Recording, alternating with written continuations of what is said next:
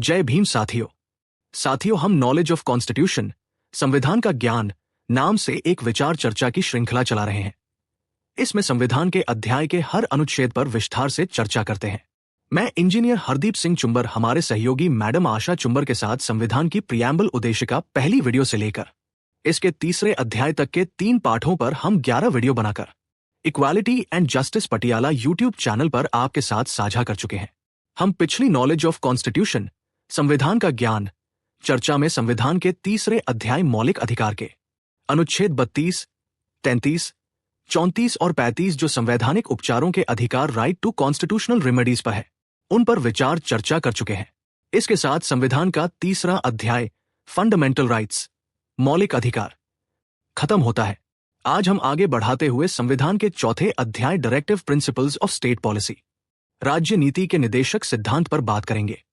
जैसे कि इस अध्याय के 2 भाग हैं। पहले भाग में अनुच्छेद 36 से लेकर अनुच्छेद 50 तक और दूसरे भाग में एक ही अनुच्छेद 51 है। आज हम पहले भाग के अंतर्गत आने वाले अनुच्छेद 36, 37, 38, 39 और 40 पर चर्चा करने वाले हैं।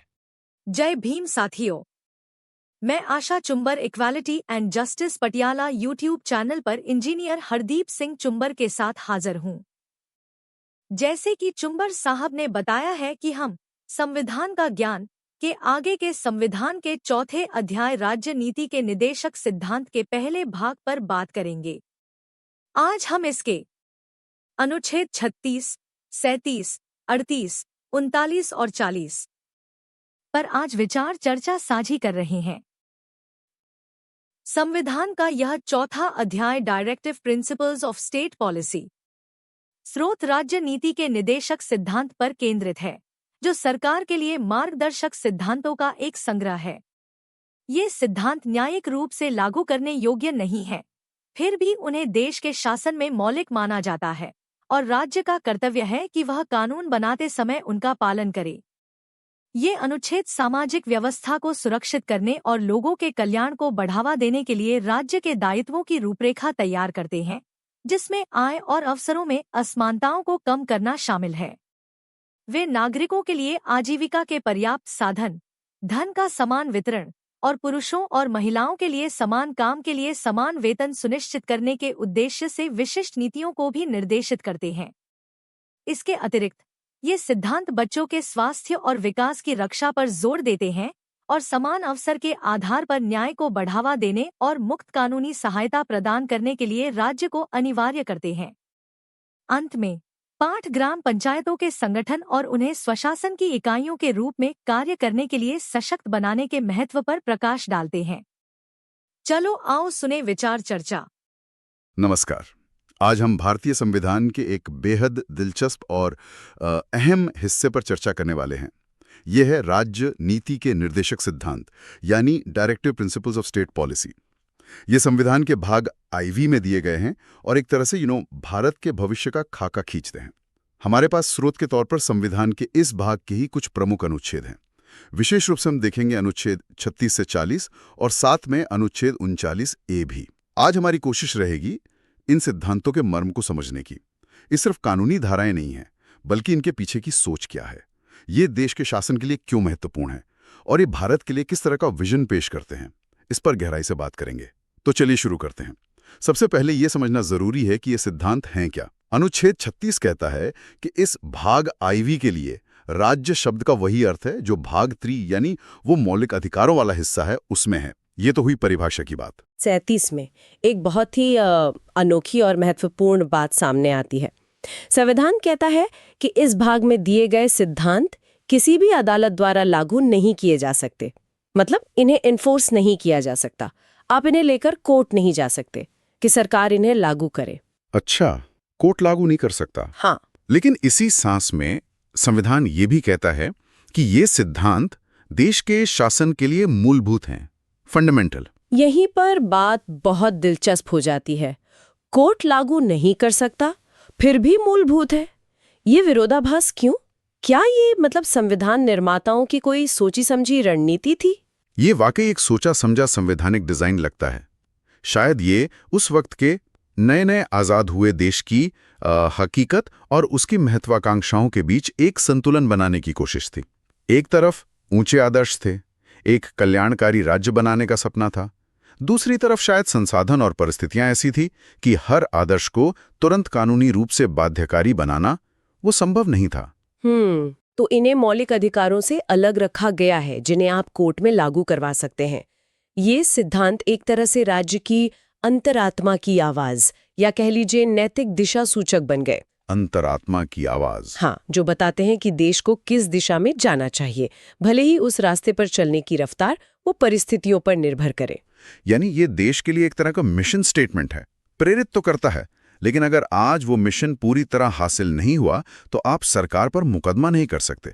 तो फिर इस मिशन स्टेटमेंट का मुख्य उद्देश्य क्या है? अनुच्छेद 38 इसी बारे में है ना? हाँ, बिल्कुल। अनुच्छेद 38 उस बड़े लक्ष्य को सामने रखता है। ये कहता है कि राज्य का प्रयास होगा लोगों के कल्याण, वेलफेयर को बढ़ावा देना। कल्याण को बढ़ावा देना कैसे? हाँ, कैसे? एक ऐसे सामाजिक व्यवस्था, एक सोशल ऑर्डर को स्थापित और सुरक्षित करके जिसमें सामाजिक, आर्थिक और राजनीतिक न्याय राष्ट्रीय जीवन की सभी संस्थाओं में व्याप्त हो। ध्यान दीजिए, ये सिर्फ लॉ एंड ऑर्डर बनाए रखने की बात नहीं है, ये सक्रिय रूप से एक न्यायपूर्ण समाज बनाने की बात है। सक्रिय रूप से बनाने की बात। और इसमें 44वें संशोधन ने एक और परत जोड़ी, अनुच्छेद 38(2). वो साफ तौर पर कहता है कि राज्य खास तौर पर आय की जो असमानताएं हैं, इनकम इनइक्वालिटीज, उन्हें कम करने का प्रयास करेगा। अच्छा, ये बाद में जोड़ा गया। हाँ, और सिर्फ इतना ही नहीं, बल्कि व्यक्तियों के बीच, अलग अलग इलाकों में रहने वाले लोगों के बीच या अलग अलग काम करने वाले समूहों के बीच जो स्थिति, मतलब स्टेटस, सुविधाएं, फैसिलिटीज और अपॉर्चुनिटीज, अवसर, इनकी जो असमानताएं हैं, उन्हें भी खत्म करने का प्रयास करेगा। ये दिखाता है कि न्याय के इस विचार को समय के साथ और गहरा और स्पष्ट करने की कोशिश हुई है। ये तो सच में एक बहुत बड़ा और महत्वाकांक्षी लक्ष्य है। सामाजिक, आर्थिक, राजनीतिक न्याय और हर तरह की असमानता को कम करना। ये एक तरह से उस कल्याणकारी राज्य की नींव रखता है जिसकी हम अक्सर बात सुनते हैं। लेकिन इतने बड़े लक्ष्य को हासिल करने के लिए राज्य को करना क्या होगा? शायद अनुच्छेद 39 इसी के व्यावहारिक पहलुओं पर रोशनी डालता है। बिल्कुल सही। अनुच्छेद 38 अगर मंजिल दिखाता है, तो अनुच्छेद 39 उस मंजिल तक पहुंचने के कुछ रास्ते सुझाता है। ये राज्य को कुछ ठोस नीतियां बनाने की दिशा देता है। इसे हम कुछ विषयों के आधार पर समझ सकते हैं, बजाय सिर्फ एक के बाद एक पढ़ने के। ठीक है। पहला विषय है आजीविका और आर्थिक न्याय। आजीविका और आर्थिक न्याय। इसमें सबसे पहले क कहता है कि सभी नागरिकों को, चाहे वो पुरुष हो या महिला, आजीविका के पर्याप्त साधन पाने का समान अधिकार हो।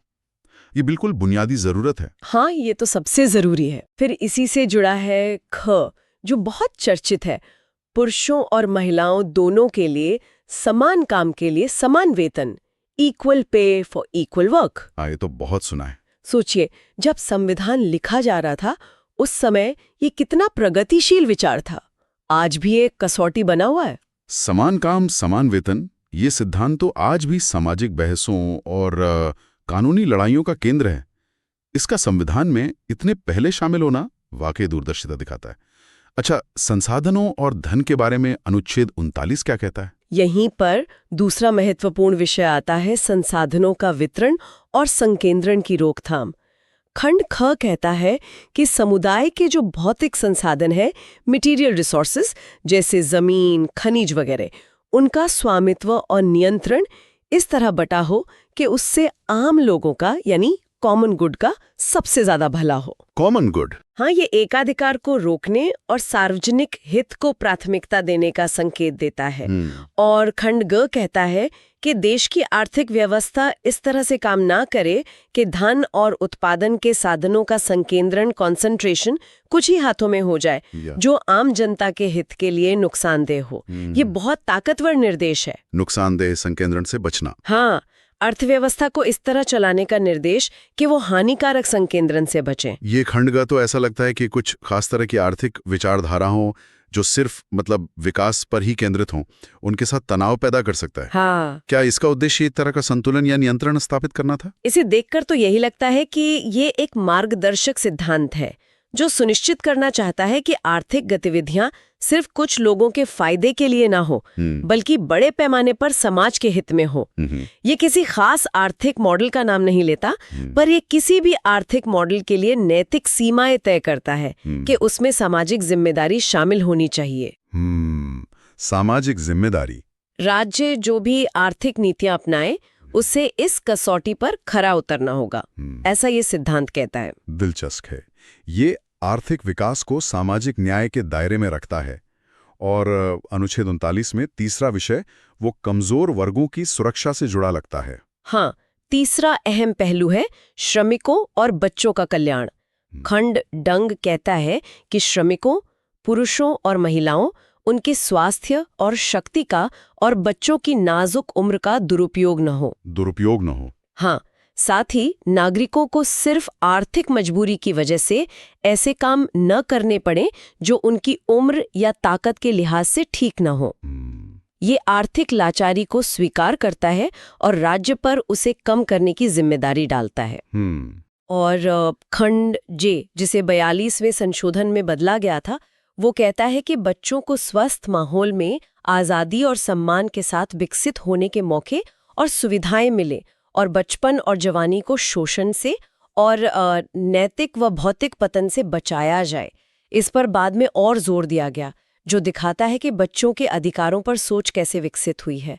ये भविष्य के नागरिकों को संवारने की बात है। तो कुल मिलाकर अनुच्छेद 39 बुनियादी जरूरतें पूरी करने, बराबरी का वेतन देने, संसाधनों का सही इस्तेमाल करने, धन के गलत संकेंद्रण को रोकने और मजदूरों व बच्चों की हिफाजत करने की बात करता है। ये वाकई अनुच्छेद 38 में बताए गए कल्याणकारी राज्य के लक्ष्य को हासिल करने के लिए एक प्रैक्टिकल गाइड जैसा लगता है। बिल्कुल।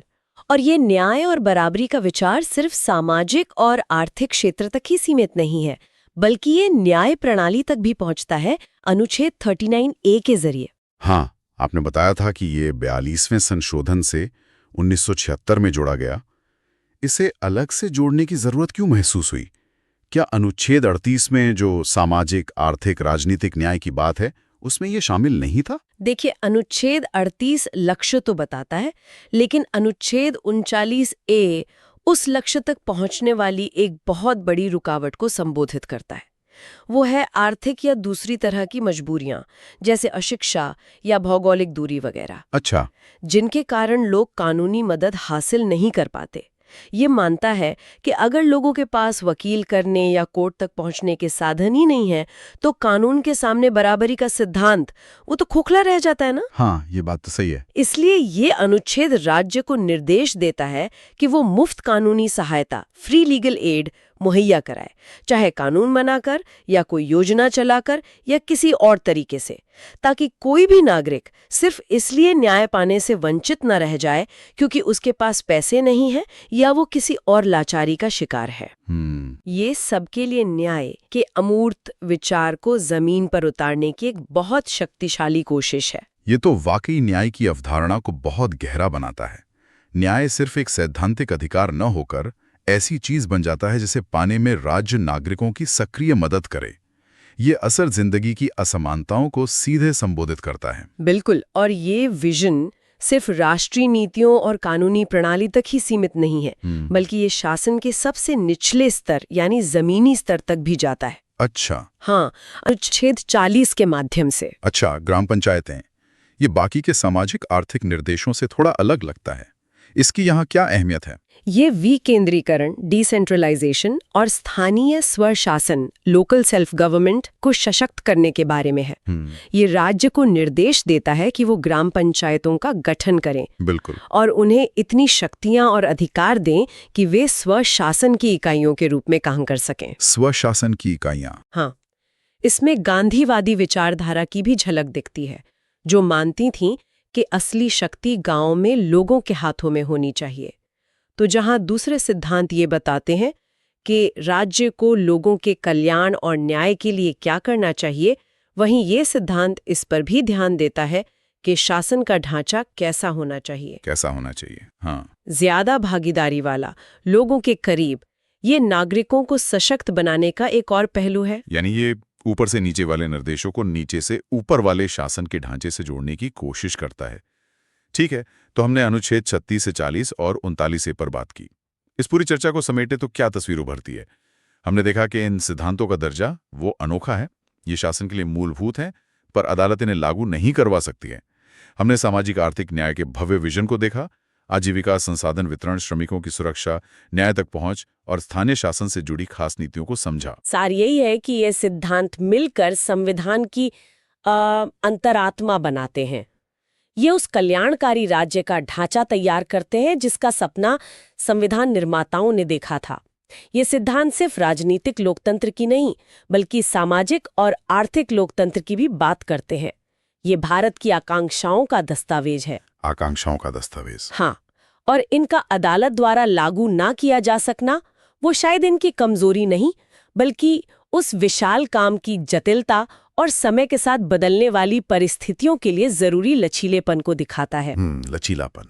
ये लगातार एक पैमाना बने रहते हैं जिसके सामने कानूनों और सरकारी नीतियों को नैतिक और राजनीतिक रूप से परखा जा सकता है। भले ही उन्हें मौलिक अधिकारों की तरह कानूनी चुनौती ना दी जा सके, ये पब्लिक ओपिनियन और कानून बनाने की नीयत को दिशा देते हैं। हाँ, ये मंजिल तय करते हैं, दिशा दिखाते हैं, भले ही रास्ता या रफ्तार कानूनी तौर पर तय ना हो। ये इन जरूरी लक्ष्यों को हमेशा देश के एजेंडे पर बनाए रखते हैं।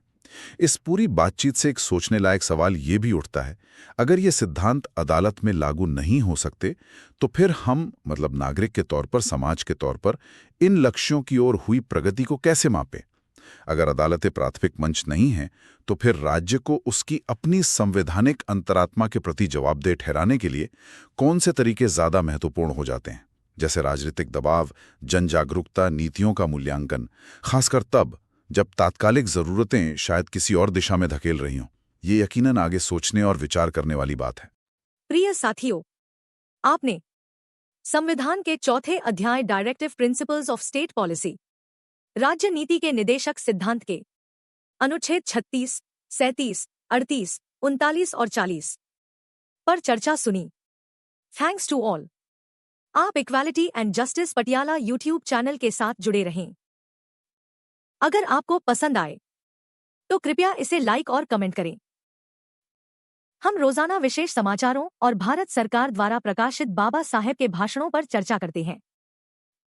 भारत के संविधान के हर एक अध्याय में कई अनुच्छेद रहते हैं। उन सभी को समझने के लिए प्रत्येक अनुच्छेद पर चर्चा साझा करते हैं।